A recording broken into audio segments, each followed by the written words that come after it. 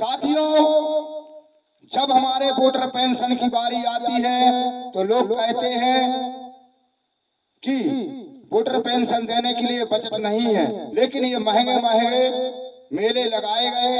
विचार करिए, नहलेश्वर धाम में जो मेला लगाया गया है, इस पे सरकार के बजट का कितना खर्च आया होगा? कभी आपने विचार किया? महंगी महंगी दुकानें, महंगे महंगे झूले और एक से एक कलाकार प्रतिभाशाली आए हैं। माना कि चलो कला का प्रदर्शन हमारे बुंदेलखंड में प्रचलित है और यह विचार करने की बात है कि हमारे लिए, किसानों के लिए जो योजना चलाई है, यह प्रदर्शनी के माध्यम से जो मशीनरी मिलती है। गौरतलब बात है, क्या आप इतनी महंगी महंगी मशीनरी खरीद के अपनी खेती की पैदावार बढ़ाने के लिए क्या आप इनका इस्तेमाल कर सकते हैं? सम्मान निधि में जो पैसा आता है किसानों के लिए, उसमें विचार करिए कि उतने में हमारी खेती किसानी का काम चल सकता है। और इस मेले में आप लोग सभी आते हैं, धूमधाम से मेला देखते हैं। इन बहनों से भी पूछिए, क्या लाडली बहना की योजना से तुम्हारा पूरा खर्च चल रहा है? जितनी लाडली बहना नहीं मिलती, उससे ज्यादा महंगाई बढ़ गई है।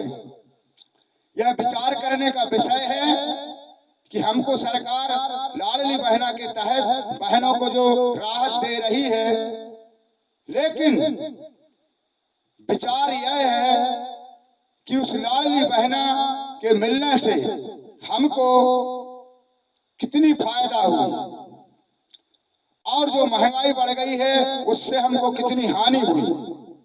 वहीं आ जाइए, ये लोग कहते हैं कि वोटर पेंशन देने के लिए बजट में पैसा नहीं है, तो जब नेता इतना बड़ा बड़ा मेला लगा रहे हैं, हवाई जहाज से आ रहे हैं और हम उनके हवाई जहाज को देखने के लिए इतने आतुर हैं, अपने घर का कामकाज त्याग के इधर मेला देखने आते हैं।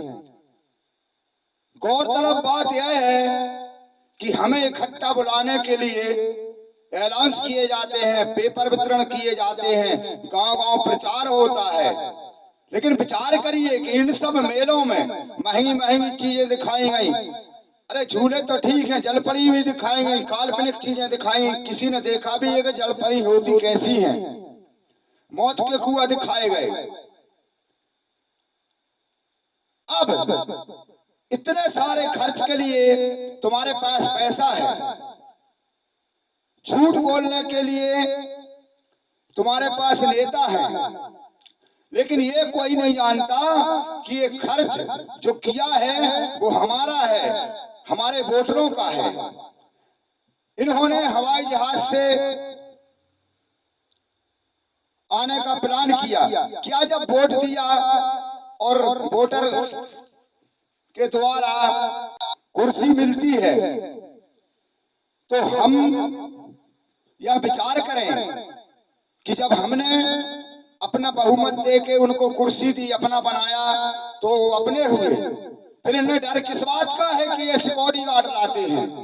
ये सिक्योरिटी गार्ड इसलिए लाते हैं कि काली करतूतें करते हैं, काले धन कमाते हैं, इन्हें अपनी जान प्यारी है।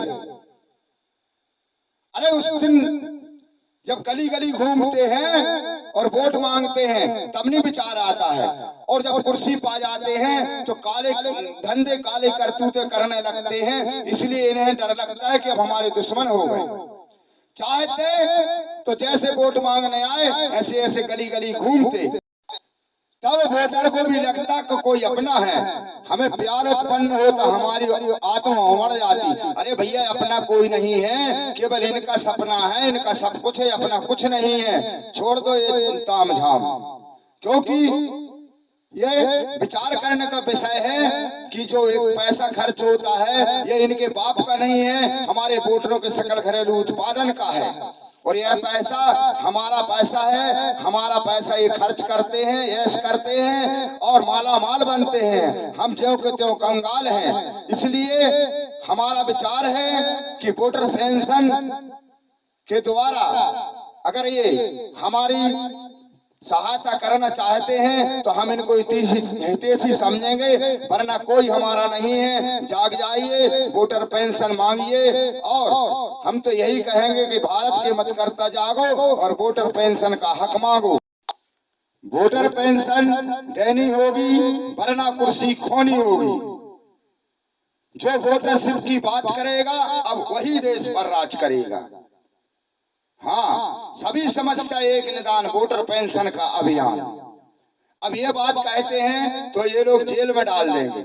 मैं जेल जाने को तैयार हूँ, लेकिन आप लोग हमारा साथ दें तो मैं ये बात बोलने को तैयार हूँ और ये अधिकार दिलाने को भी तैयार हूँ। संघर्ष करिए।